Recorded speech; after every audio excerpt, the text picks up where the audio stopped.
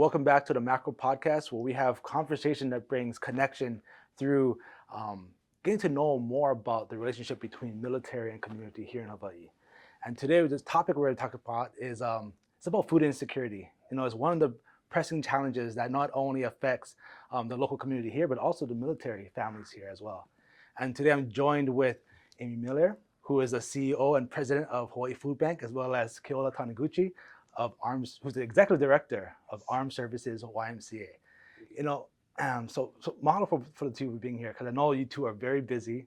There's a lot going on, but part of me is also, whenever I talk to people, I always want to know more about the individual behind the work, because the work that you two do is, there's a lot of kuleana, a lot of responsibility that falls upon your shoulders.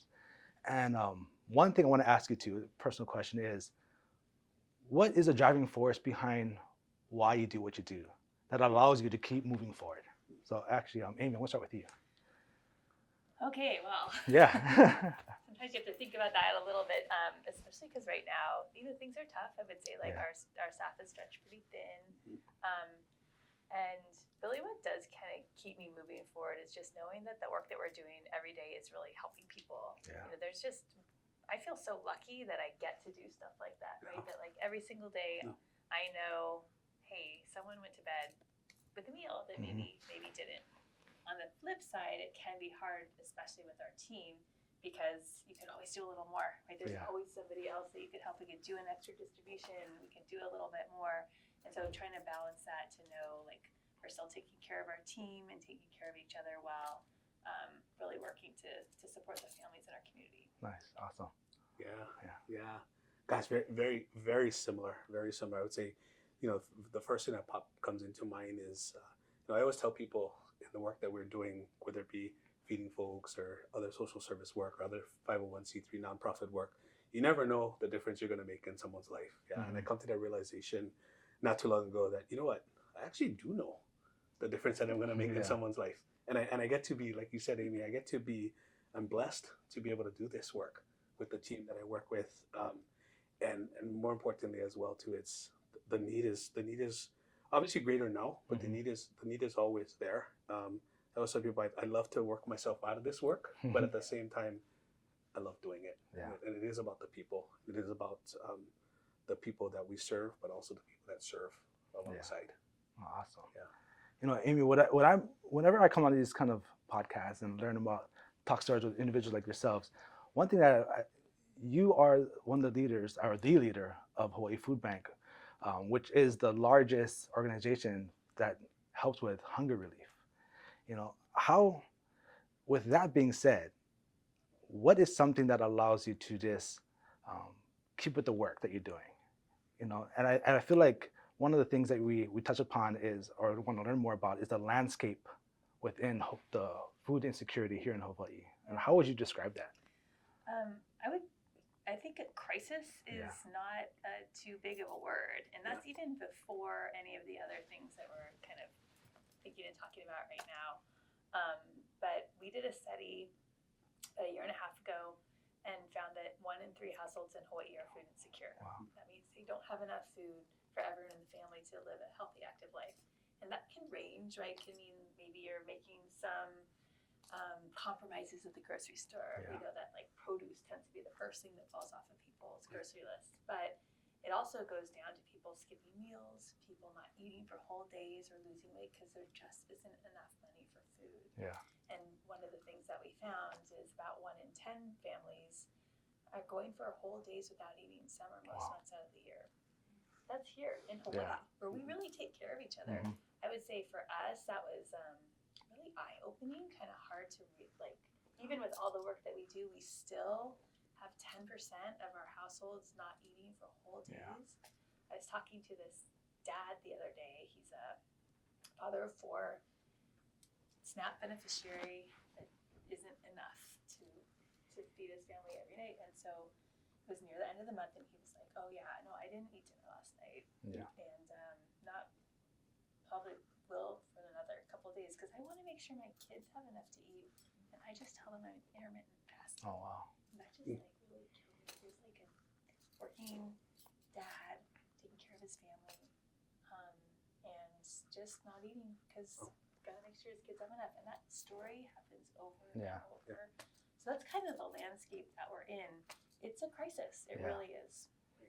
Yeah, you mentioned SNAP, because for many people who aren't aware of that or familiar with that, what is SNAP? Can one of you explain that a little bit more?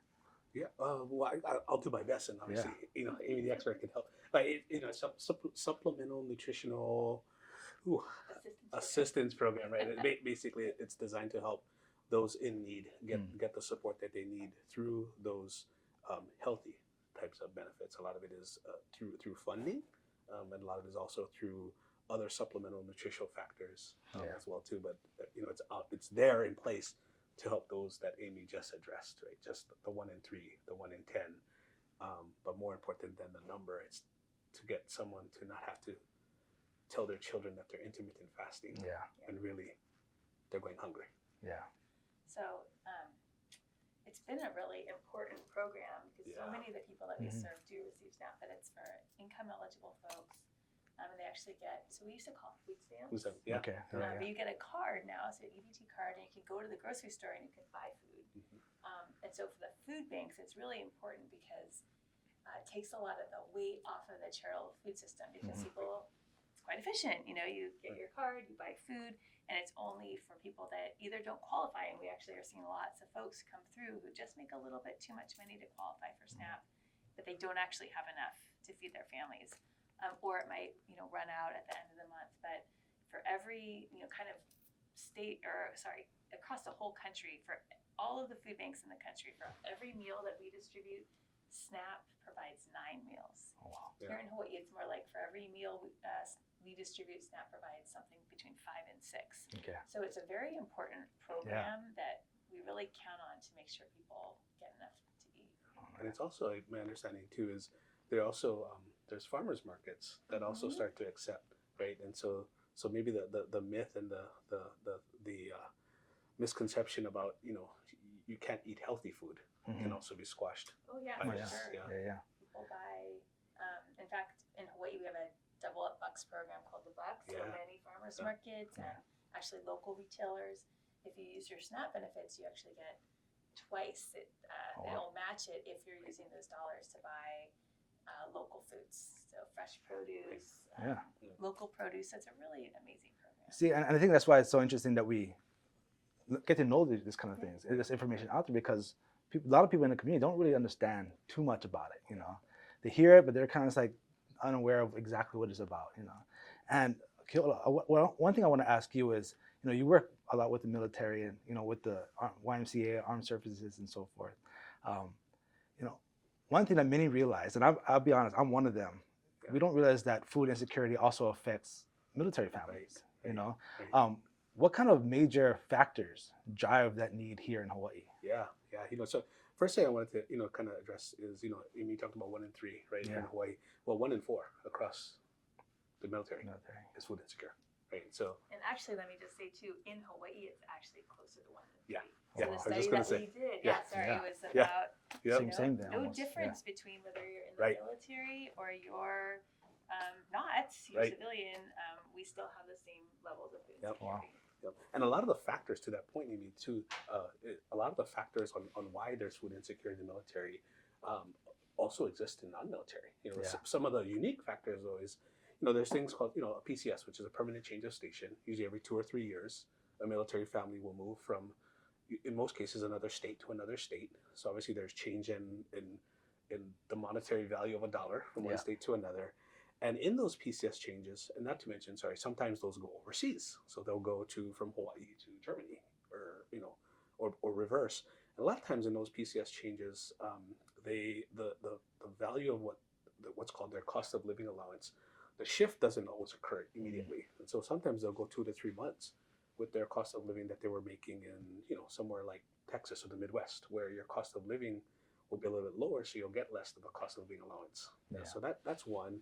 A lot of big factor that we hear, and let me preface it by saying this is one of those things where the combinations are endless. Like there's so many reasons why food insecurity exists, much like even outside the military. There's 1,000,001 reasons why someone can go food insecure. But some of the higher things that we've been hearing is things like also about unemployment. One spouse, one earner income household because childcare might be too expensive, Yeah. where it might actually be cheaper not to work because of the cost of childcare. So one household earning income, and one of the bigger factors I think uniquely here to Hawaii is that community and network that folks have.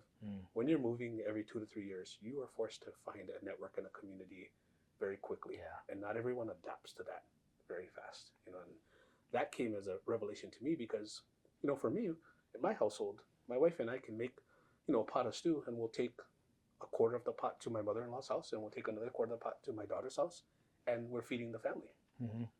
Folks in the military don't have that, and they don't gain that until. Especially when it comes to like childcare, right? Like Yes. a lot of us, Same thing. if we're lucky, we Yes. have our auntie down the road, or we have Yep. cousins, we have Yep. siblings or grandparents, Right. and a lot of these military families come here, and it's just them. Yeah. Right. Oftentimes we hear that something as simple as like an emergency card to fill out for school. Oh, wow. Well, what they're doing is they're looking down the street and saying, "Who's the first neighbor I met?" Because wow. that's going to be my community right now. Yeah. And so, like I said, there's a million and one reasons, but I think the ones that boil up to the top really are those kind of three. I always learn that there's always like a stigma, right, against asking for help and assistance. How do you two make sure with the people in the community you serve still feel that dignity and that aloha, when they either ask for assistance or are receiving assistance? Yeah. I think it's so important, right? And part of it is no one should be embarrassed to ask for food. Yeah. Food is a fundamental human right. Like we take care of each other, especially in a place like Hawaii. Yeah. Right? We take care of each other here. It's not okay, I think, with any of us. In fact, I'll just quickly share when I first joined the food bank and kind of we went through COVID, and on the other end, we're trying to decide, like, okay, well, what's our goal? What's our goal? Do we want to get back to pre-COVID levels of food insecurity? And that we thought about it, it's like, doesn't really sit right with anybody. Like, how many kids are we okay with going to bed hungry at night? Yeah. And the number's 0. It really is. Like, I've never talked to a single person who's like, well, 5%'s okay. Yeah. It's really not okay. Like, we take care of each other here. So I think it's so brave for somebody who needs help or needs help for their kids. They should ask for help. There's no shame in it because it's hard. Yeah. I think that's the other thing that most people that live here have gone through some time in their life. We all know how hard it can be to make ends meet, and times are tight. All of us, even if you're lucky enough to take home a paycheck and you don't have to worry, we all know what it's like to go to the grocery store and have that sticker shock because food prices have gone up like 30% since before the pandemic. So I really want to make sure we're always communicating to folks like, hey, it is okay for ask for help. That's exactly why the food bank and our amazing partners are here. They're folks in community that ideally too, like you get to know, right? You can build community around. Maybe you don't know your neighbors, but hey, you can get to know the staff and other folks at the YMCA or any of our other partners. And then we really work hard to try to make that experience as dignified as possible. Yeah. So ideally, you're not needing to wait in line for a long time. I think we all have kind of burned into our heads those visions in the beginning of the pandemic with like the lines of cars on the freeway. And I think that really helped open people's eyes to what was going on. That same level of food insecurity still exists. You don't see it. Yeah. But the reason is because we're able to provide, I think, a much better experience for people. And we have good, healthy food. Actually, a third of all the food that goes out from the food bank right now is fresh produce. Oh, wow. So, and that's what people are looking for, right? So it's not, I think people might have in their heads like, oh, I'm embarrassed, we're not going to get healthy food. And that's not the case. We really try to make sure people feel respected and that they can get what they need without any sense of shame. Nice. What about you? Yeah, I would say, for the specific population that we serve, military and DoD support and federal government support, there's sometimes a built-in understanding that asking for help is sometimes a sign of weakness. Sometimes, thankfully, that is being filtered away more and more. So we really try to do exactly what Amy is saying. We try to knock down any and all barriers of that stigma of like it's okay to come. It's okay to come. We're your friends. We're your neighbors. We try to make our food distributions. We play music and we try to get people happy to be there. We convert a lot of people from standing in line to becoming volunteers because Wow. they see what's happening and they want to be there. So we try to make it a place and a point to where it's not hard to come to. In fact, it's actually quite enjoyable because someone will lend an ear and lend a word and talk with you as well. And I think more importantly for us, it's really meeting people where they're at. Right? Yeah. Letting people know that That's big. just because you'll have a certain rank or you'll have a certain title does not mean you don't go food insecure. Yeah. Everyone has a reason. I shared that, right? There's a Yeah. million and one reasons. And so we don't put restrictions on that as well. We should not. Someone who's hungry is hungry no matter what, Yeah. right? And we really try to create again that we are your ohana, we are your community, Yeah. we are the place where you should be if you need to be. Nice. And Amy, I think you brought us up several times about like this is Hawaii. This is what we do. We take Yeah. care of one another. Like growing up, we all just be like, hey, if you come over our house, we're gonna feed you. Right. We make sure you're fed, make sure you feel good, and I think that's exactly what you're kind of sharing right there. And what I'm getting a sense too is that the two of your organizations that you work with and you lead is you really embody the Hawaiian value of Laulima, right? There's many hands working together for a common good, to take care of other people. So what does real collaboration look like to you when it comes between military, nonprofits, and the community? Yeah. I would say, I mean, this is a perfect example right Mhm. here. It's a perfect example of Laulima. Amy and I, within the past 2 or 3 weeks, maybe it's been longer. Time goes by so fast.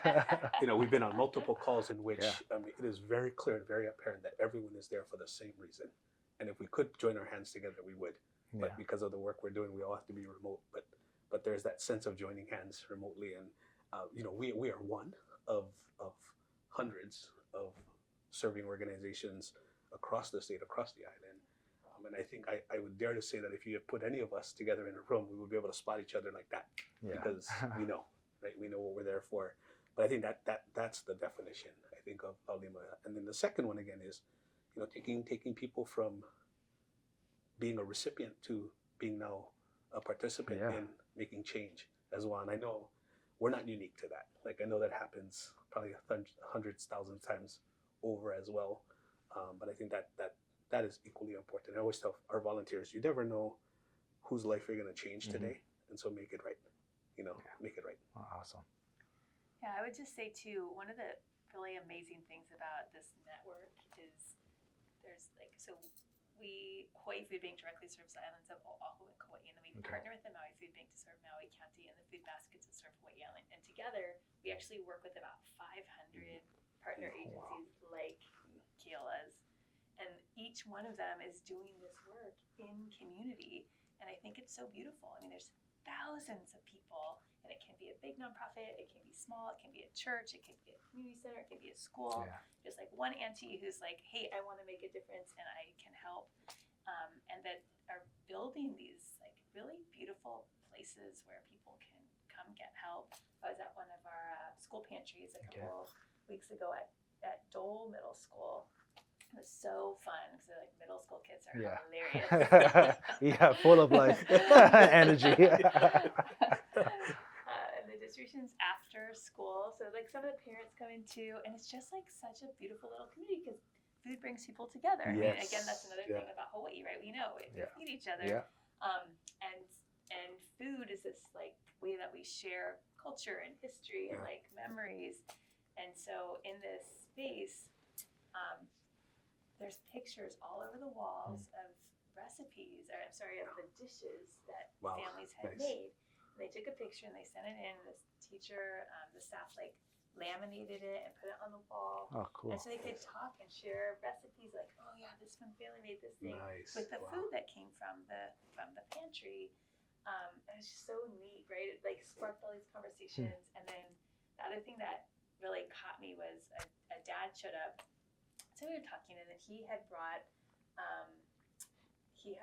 a booster seat that his family didn't need anymore. He's like, hey, if somebody else needs this, can you give it to them? It was just so cool. And those are the kinds of little stories just you see over and over. Like, people give what they can, and it really just builds these connections, and that's happening like all over the island. And especially the bridges between our civilian and our military communities. I mean, I think that's another just like really beautiful thing that we can kind of really come together and support each other. You know, Amy's being extremely humble. One factor is it's the convener, it's the collaborator, and the Hawaii Foodbank.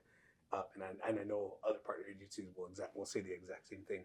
They make things real and doable and workable, and very little red tape to be able to get things up and going. I mean, literally, right? We can say tomorrow we got to get this up and running, and Amy and her team will be like, okay, what do you need? Yeah. Right. You guys are the ones doing the Yeah, hard yeah, work, though. I have to like say, But- this doesn't happen without you. Right. Right. But I think, you know, that's you know, in the spirit, and really again a tip to Amy and her team, in the spirit of Laulima, you know, they're always reaching out. Yeah. The hands are always there. It's never experienced a time in which they're like, you know. Yeah. We do it cautiously, and so I'm also learning from Amy too, is we navigate this cautiously because we have to think about the long term. Yeah. But there's never a time in which they've said no, you cannot. Let's work it out. Let's figure it out. So Amy's being humble about that. Yeah. You know, and I think what you two brought up was seeing the kids out there and being involved. You know, because it only brings awareness to them too, right? Because you know you do have, when it comes to school, you do have kids who are going hungry. Yeah. You know, and they feel a little bit of a shame about it, or they don't want to talk about it. So bringing that awareness at a young age allows them to even have a bigger understanding of what's going on within the community, to take care of one another. You know, to pass on that whole value of malama. You know, to take care of one another, to be there for your friends, even though you may not know about it, but it's kind of like you never know, right? Because like you said, 1 in 3 families are going hungry. And so I think that's something that you mentioned was it's a crisis. Now let's just be real, like food insecurity is a crisis that we're dealing with here in Hawaii and across all over. But going back to the crisis, you know, in Hawaii we dealt with major crises, you know, especially in recent years with the pandemic and the Maui wildfires. How did that test our local food systems? You know, I mean, I think it exposed a lot to like how dependent we are. I think we all kind of understand, right? Yeah. Oh, you know, we live in an island state. We are quite dependent on these, you know, the global supply chain to get access to food. 85 to 90% of the food that comes in that we consume is shipped here. So, you know, I do think that it's helped us to kind of better understand just how reliant we are, and we really need to build in our own local food systems. So investing in local agriculture. At the Foodbank, we have a farm to family program where we purchase from local farmers, and we love it. I mean, it's so great because you're able to kind of go, you know, checks every box, right? We're helping our local farmers, investing in local ag. Oftentimes we can be we like to think of ourselves as like the customer of last resort. So you might, you know, have restaurants or hotels that you're selling to. I was talking to one of our farmers who said, you know, we like working with the Foodbank because we're there every week. We will buy. We don't care that much what it is. So you might have said like, oh, we're going to give you this one product, but we don't have it. We're going to give you something else. Okay, we're fine. You know, and sometimes they can get like, he's like telling me, oh, we have like this great restaurant customer, and we've been working with them for 6 months, and then, oh, chef changed the menu. You know, and I cannot sell. And you know, you have to plan ahead as a farmer too. So I think as we work, and then this is like a collective thing we really have to do, like how do we invest in our local food systems, invest in local ag, and then also to really build resiliency at the household level. So that's the other thing that I really think about is if 1 in 3, well, we know that 1 in 3 of our households are food insecure, folks don't have 14-day supply of food and water in your pantry. A lot of folks wouldn't even have the space if you had the money.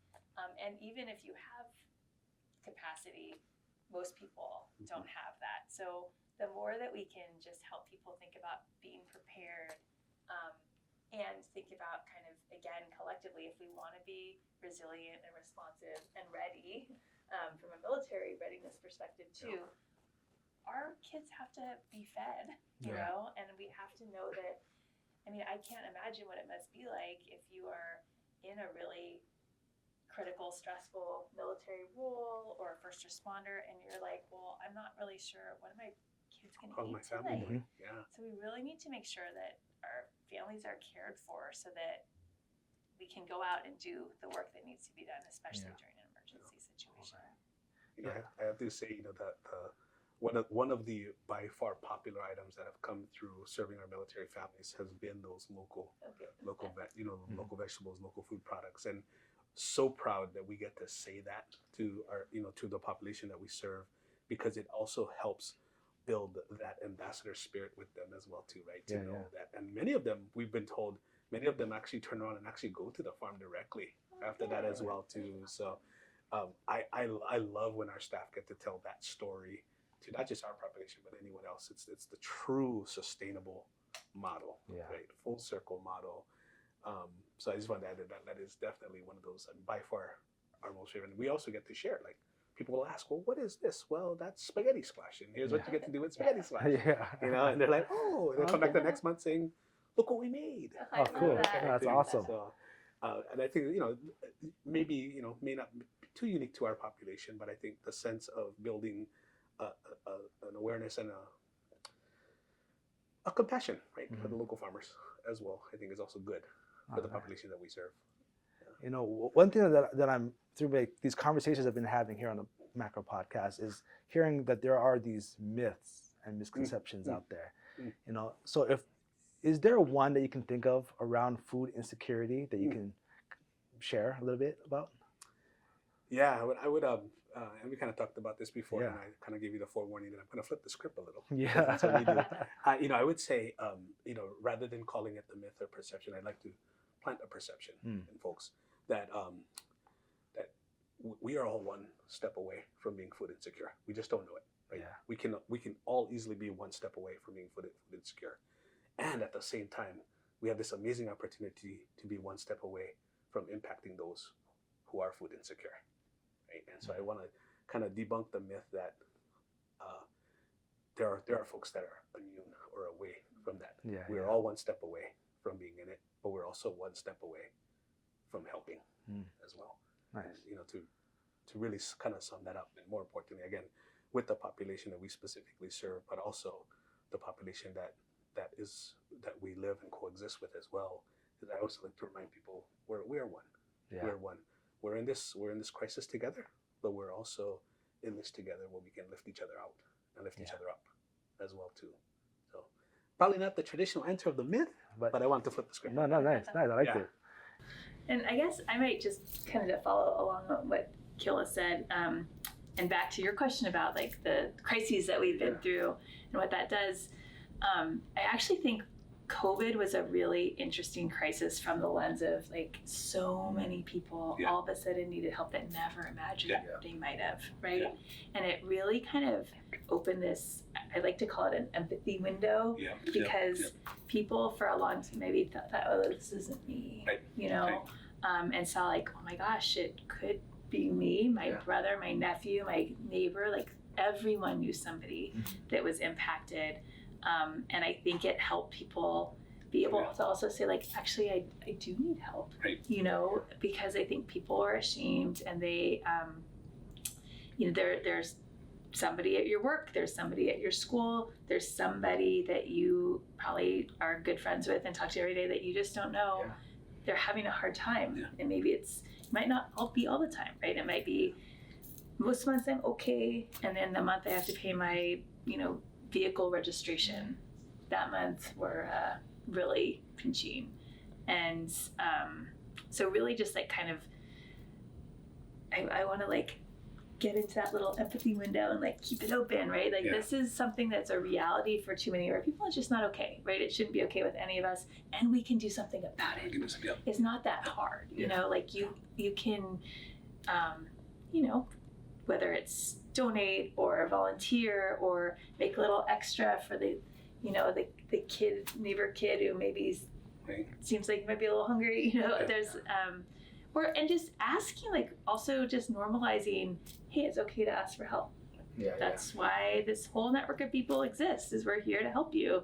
I wish we could work ourselves out of a job, and maybe we'll get there. But right now, that's exactly what our jobs are. That's why we're here. And so there's no shame in asking for help. No, and I think what I love hearing is just like the fact that, you know, how much is important for us to all just come together as one, as you mentioned, Yeah. and I think that's why the work that you two do is so important, to get this awareness out there, to make sure that people feel like, okay, we're all affected by this food insecurity. Yes. We're all affected by people feeling hungry, going hunger, and even though if we're not affected personally, like there is a trickle effect that kind of, as you mentioned, like we don't know. It could be a good friend, it could be our neighbor who is going through these things, to make sure that they know that we're there for them. And I think that's an important thing to put out there.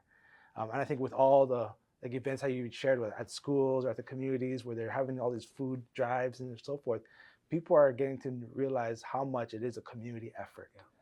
Whether you're within the community or you're with the military community, we're all here on the islands. We all got to take care of, look out for one another, especially when it comes to food, because we know people in Hawaii, we love our food, and we love to just make sure that everyone enjoys themselves. And hearing the stories of people sharing their recipes from their pantry, it's just like it makes it all become a little more of a group effort, and makes a big one big ohana, And Amy, you're talking about a little bit more, but let's say like our listeners or whoever's watching wants to help. What's the most impactful thing that it can do right now? Quite honestly, the most impactful thing you can do, if you can afford it, is to make a donation. One of the things that, because we work with so many partners and we purchase food like at the container level for bringing in food, so we can really stretch $1. We actually did a study last year to try to understand how far we could stretch our dollar compared to what any of us could do at the retail store. We did exclude the commissary because not everyone has access, but I will say you should go to the commissary if you have access. But we found that on average our dollar stretches about 5.3 times as far as any of us could do when they go to the grocery store. So I like to share that because I know a lot of people feel like they want to do something, right? Like you really want to help, and maybe it feels like you're dialing it in a little bit to write a check, but in fact that check is way more efficient than like going to the store and buying some food and bringing it in, and maybe take it to your school, and then we send a truck to the school, we pick it up and we bring it back, and then a volunteer looks. There's like a lot of process that goes through accepting donated food. We love and accept all donated food. We are so grateful, but if you have the means, and we just want to make sure no one feels guilty about writing a check, because we can really stretch that dollar. So that's one way. We also encourage people to like set up a food or fun drive. So if maybe your school, your church, your business want to help, we can set up a way for you to do that collectively, and then we can share back like how many meals your group was able to provide, and then volunteer. We actually have tons of volunteer opportunities, and we are about to have a lot more. And it can be a fun way for like a family to get together. In fact, at our warehouse, every single day we have opportunities for people to help sort through donated product, and you can volunteer as young as 8 if you're with a parent. So my kids come, and their like little eyes can see, read the labels way better than me. But there's lots of ways that you can get involved, and so I really encourage people to donate, volunteer, set up a fun or food drive. Those are kind of the big 3 ways. And then if there's just small ways that you can help, again, your neighbor, asking questions, making sure that people in your community have enough. It might mean driving, sign up for a distribution and driving to help auntie that maybe doesn't have a car, right? There's lots of ways that you can be a part of the system. Right on. Keola, you want to add anything? Yeah, I would say, in specific wise to, again, our military population, I'm just going to piggyback off of what or maybe even paraphrase what Amy said. I think that my first request would be normalize the fact that we're all in this together, right? And really just know and understand, and no one appreciate that we are all neighbors in this. And when we come out of this, we come out of it together as well too. I would also echo, because I would be remiss to be a leader of a 501c3 nonprofit without saying, donate as well. I give to the Hawaii Food Bank. I do. I donate to the Hawaii Food Bank because I believe in their mission, and I believe in their cause, and I believe in the work that they're doing. And I also let people know to do the same. You can also donate to the Armed Services YMCA. We also do a number of other programs in addition to food insecurity, but specifically around food insecurity. It also allows us some purchasing power within our marketplaces, also known as our pantries, as well. Volunteer as well too. But I think, again, I think the overall message really is from me to everyone listening and watching is we're all in this together. Normalize that and be together, care for each other, love each other, show malama, show aloha, and just really be prepared to take care of one another. And I have to say thank you again to Amy for the tremendous amount of support that we get from the Hawaii Food Bank, and I give because I believe. All right. So I just want to say mahalo for you two for giving your time and your energy to just be part of this conversation, because like I said, there's a lot of kuleana that goes along with the work that you do. So taking the time to sit down, talk to us a little bit, get to educate me a little bit more about all the work that goes on, and makes me think about ways that I can also help as well, So really mahalo for that. Thank you. Thank you so Thank much. you.